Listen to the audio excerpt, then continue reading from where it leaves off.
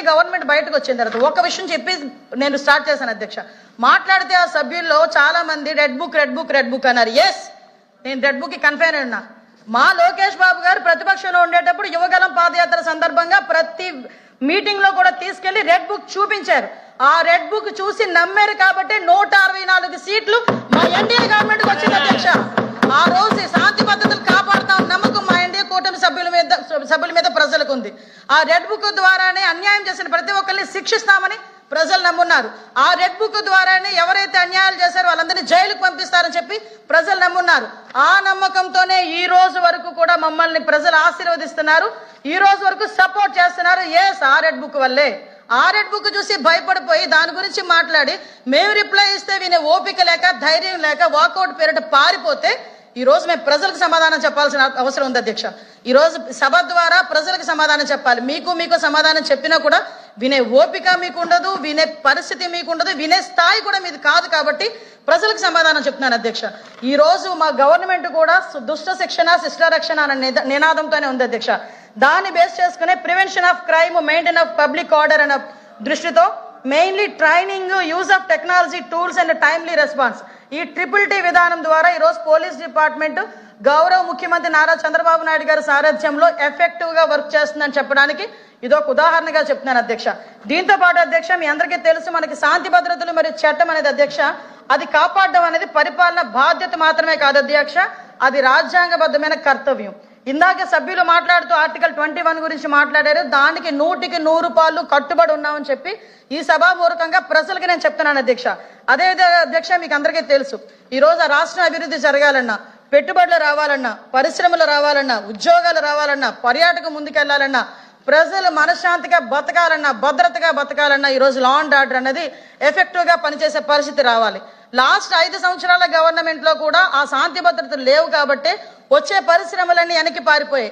వచ్చి పెట్టుబడులు పెడతామన్న పెట్టుబడిదారులు కూడా వెనక్కి పారిపోయే పరిస్థితి. ఒక ఉద్యోగం లేక యువత కూడా గాంజాకి, డ్రగ్స్ కి అలవాటు పడిపోయి జీవితాన్ని చిత్రం చేసుకున్న పరిస్థితి. బయటకు వచ్చే మహిళ మళ్ళా తిరిగి ఇంటికి వెళ్తుందో లేదో తెలియని పరిస్థితి. ఇలాంటి పరిస్థితుల నుంచి ఈ రోజు లా అండ్ ఆర్డర్ క్రమం ఎంత పర్ఫెక్ట్ మేము పనిచేస్తున్నామని చెప్పడానికి, ఈ భారతదేశంలో పెట్టుబడులు పెట్టిన రాష్ట్రంలో ఆంధ్రప్రదేశ్ రాష్ట్రం మొట్టమొదటి స్థానంలో ఉందని చెప్పడానికి, ఈ లా అండ్ ఆర్డర్ ఎంత ఎఫెక్టివ్ గా పనిచేస్తానని చెప్పడానికి ఇది ఒక ఉదాహరణగా మేము చెప్తున్నాం అధ్యక్ష. దీనిలో భాగంగా అధ్యక్ష, ఇందాక మీకు ఒక ఈ విషయాలన్నీ చెప్పిన తర్వాత నేను మాట్లాడతాను అధ్యక్ష.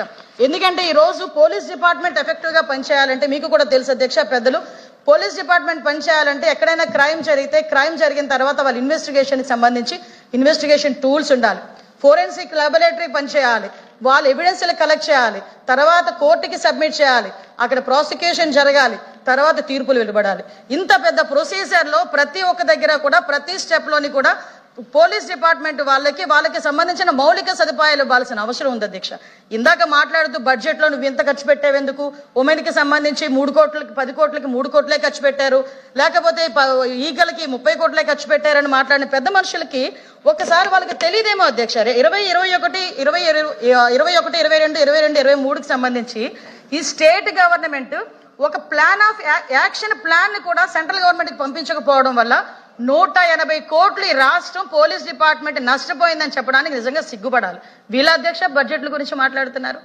ఈ రోజు మా గవర్నమెంట్ వచ్చిన తర్వాత MOPF నిధుల కింద పాత బకాయిలు 60 కోట్లు మేము తిరిగి చెల్లించి ఈ రోజు తిరిగి ఒక 32 కోట్ల రూపాయలతో మళ్ళా తిరిగి MOPF నిధులు తీసుకొచ్చుకొని ఈ రోజు తిరిగి స్ట్రీమ్ లైన్ చేసుకొని ఫింగర్ ప్రింట్ అథెంటికేషన్ దగ్గర నుంచి, పామ్ ప్రింట్ అథెంటికేషన్ దగ్గర నుంచి, CCTVs, ఆఖరికి సీఎం గా 2014 నుంచి 19 వరకు సీఎం గారు 14,000 CCTV కెమెరాస్ పెడితే 19 నుంచి 24 వరకు CCTV కెమెరాలు కూడా దిష్టి బొమ్మల్లాగా ఎక్కడ పడితే అక్కడ ఉన్నాయి, కానీ ఒక్కటి కూడా పనిచేసిన పాపాన్ని పోలేదు అధ్యక్ష. ఆఖరికి మళ్ళా ఎన్డీఏ గవర్నమెంట్ వచ్చిన తర్వాత ఈ రోజు గవర్నమెంట్ చాలా ప్రెస్టీజియస్ గా CCTV కెమెరాస్ తీసుకొని దగ్గర స్టేట్ మొత్తం మీద చూసుకుంటే 1,00,000 పైగా CCTV కెమెరాస్ ఏర్పాటు చేసుకుని సర్వేలెన్సెస్ ని కూడా ఈ రోజు మేము పటిష్టం చేసుకునే పరిస్థితి కనిపించింది అధ్యక్ష. వీటితో పాటు డ్రోన్స్ అధ్యక్ష, ఎక్కడైనా ఏదైనా అఫెన్సెస్ జరగచ్చు అనే చిన్న ఇన్ఫర్మేషన్ వచ్చినా, ఈవ్ టీజింగ్ జరుగుతుందేమో అని చెప్పి కాలేజీల దగ్గర ఓపెన్ డ్రింకింగ్ జరగకుండా బయట, ఆఖరికి ఓపెన్ గ్యాంబ్లింగ్స్ జరగకుండా బయట ఎక్కడ పడితే అక్కడ డ్రోన్ తిరుగుతుందని భయంతో, నిఘా వ్యవస్థ పనిచేస్తుందని భయంతో ఈ రోజు బయటకు వచ్చి క్రైమ్ చేయడానికి కూడా భయపడే పరిస్థితి. దానివల్లనే అధ్యక్ష ఈ రోజు మీ అందరికీ కూడా ఇన్ఫర్మేషన్ పట్టిక మొత్తం అంతా ఇచ్చాం అధ్యక్ష. ఈ రోజు క్రైమ్ ఓవర్ వ్యూ చూసుకుంటే అధ్యక్ష సుమారుగా లాస్ట్ ఇయర్ లో 1,10,193 కేసులు కనుక మనకు నమోదైతే ఈ రోజు ఈ సంవత్సరం అధ్యక్ష 2025కి సంబంధించి 1,02,090 మాత్రమే కేసులు నమోదవడం జరిగింది. ఓవరాల్ గా చూసుకుంటే క్రైమ్ ఓవర్ యూ 6.6% తగ్గింది అధ్యక్ష ఈ 20 నెలల కాలంలో అని చెప్పడానికి కూడా నేను గర్వపడుతున్నాను అధ్యక్ష. ఈ రోజు ఇందాక సభ్యులు మాట్లాడుతూ అధ్యక్ష కొంతమంది ఉమెన్ మీద ఎక్కువైపోయినాయి అన్నారు. ఉమెన్ మీద ఏదైనా అట్రాసిటీస్ ఏదైతే ఉన్నాయో అవి కూడా క్రైమ్ అగైనెస్ట్ ఉమెన్ కూడా 4% తగ్గిందని చెప్పడానికి కూడా సభాపూర్వకంగా ప్రజలకు చెప్పే కార్యక్రమాన్ని కూడా మీకు దగ్గర తీసుకుంటున్నాను అధ్యక్ష. దీనిలో చూసుకుంటే అధ్యక్ష ఓవరాల్ గా ఒక ఎకనామిక్ అఫెన్సెస్ 4.8% పెరిగినాయి తప్పి మిగతావన్నీ కూడా మాక్సిమం క్రైమ్ అగైనెస్ట్ ఎస్సీ ఎస్టీస్ కానీ, ప్రాపర్టీ క్రైమ్స్ కానీ, బాడీల అఫెన్సెస్ కానీ, రైటింగ్ కానీ, రోడ్ యాక్సిడెంట్స్ కానీ, క్రైమ్ అగైనెస్ట్ ఉమెన్ కానీ ఇవన్నీ కూడా తగ్గిన పరిస్థితి కూడా కనిపించింది. వాళ్ళకి ఆ నోట్ కూడా ఇవ్వడం జరిగింది అధ్యక్ష. ఇవన్నీ వినాల్సి వస్తుందని పారిపోయారు అధ్యక్ష. వాళ్ళు నిజంగా సిగ్గుపడాలి. ఈ రోజు మేము ఎలా పనిచేస్తున్నాం మనం చూసాను నేర్చుకోవాలి. ఈ రోజు తిరిగి మాట్లాడే పరిస్థితి కనిపిస్తా ఉంది. ఆ టీవీలో చూస్తే వాళ్ళకి రావాలి కదా. ఇంకోటి అధ్యక్ష ఈ రోజు అదే విధంగా అధ్యక్ష ఈ ప్రాపర్టీ అఫెన్సెస్ లో అధ్యక్ష ఏదైతే డిటెక్షన్ ఉన్నది ఉంటుంది అధ్యక్ష మీకు తెలుసు. ఈ డిటెక్షన్ కూడా అధ్యక్ష యావరేజ్ చూసుకుంటే నేషనల్ యావరేజ్ డిటెక్షన్ రేట్ 33.8% ఉంటే మన ఆంధ్రప్రదేశ్ లో డిటెక్షన్ రేట్ 56% ఉంది అధ్యక్ష. అదే విధంగా అధ్యక్ష రికవరీ కూడా 55% ఉంది అధ్యక్ష. ఇక్కడ ఒక విషయం మెన్షన్ చేయాలి అధ్యక్ష నేను కంపల్సరీగా. ఎందుకంటే ఇందాక వాళ్ళు మాట్లాడితే గ్యాంబ్లింగ్ ఆడిస్తున్నారు, ప్రతిదానికి వాటాలు తీసుకుంటున్నారు, ఇలా మాట్లాడారు అధ్యక్ష. రీసెంట్ గా మాకు మా సభ్యులు అసెంబ్లీలో సభ్యులు ఎమ్మెల్యే గారి ఇంట్లో వాళ్ళ అమ్మగారి ఇంట్లో ఒక చోరీ జరిగింది అధ్యక్ష. ఆ చోరీ జరిగితే అందులో అరెస్ట్ అయిన వాళ్ళు ఎవరో తెలుసా అధ్యక్ష? వైఎస్ఆర్సీపీకి సంబంధించిన ఒక ప్రెసిడెంట్ అధ్యక్ష. అంటే వీళ్ళు ప్రెసిడెంట్ అన్న సర్పంచ్ అన్న ఒకటి ప్రెసిడెంట్ అధ్యక్ష. అంటే వాళ్ళు వీళ్ళు మాట్లాడుతున్నారు అధ్యక్ష. ఇంకొక విషయం కూడా చెప్తున్నారు అధ్యక్ష. గాంజా కేసుల్లోని వీటిలోని ఉన్నారు వాళ్ళు మాట్లాడుతున్నారు అధ్యక్ష.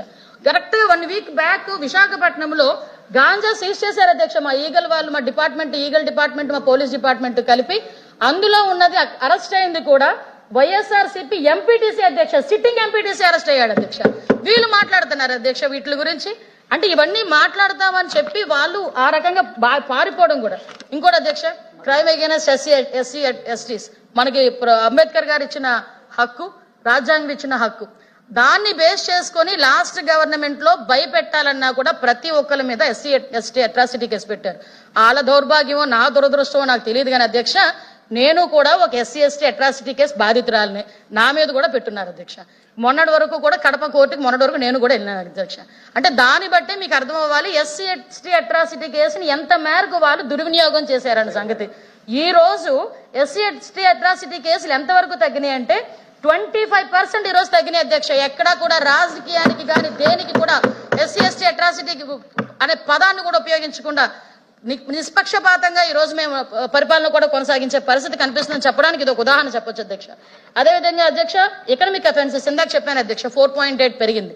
ఎస్ మేము ఎక్కడ పెరుగుతుంది, ఎలా తగ్గించాలి, ప్రివెన్షన్ అన్నదే బెటర్ దాన్ క్యూర్ అని మనందరికీ కూడా తెలుసు. ఇప్పుడు ఆల్రెడీ పెరుగుతున్న వాటిని ఎలా తగ్గించుకోవాలి ఉద్దేశంతోనే దీని మీద స్పెషల్ గా ఒక ఫోకస్ పెట్టి సైబర్ క్రైమ్ పోలీస్ స్టేషన్ ని మనం ఎక్కువగా ఏర్పాటు చేయాలని చెప్పి లాస్ట్ తమరికి క్వశ్చన్ అవర్ లో కూడా చెప్పడం జరిగింది అధ్యక్ష. ఇదే సైబర్ క్రైమ్ పోలీస్ స్టేషన్స్ ని ఈ బడ్జెట్ లో ప్రతి జిల్లాలోని కూడా ఒక సైబర్ క్రైమ్ పోలీస్ స్టేషన్ ఏర్పాటు చేయడానికి కూడా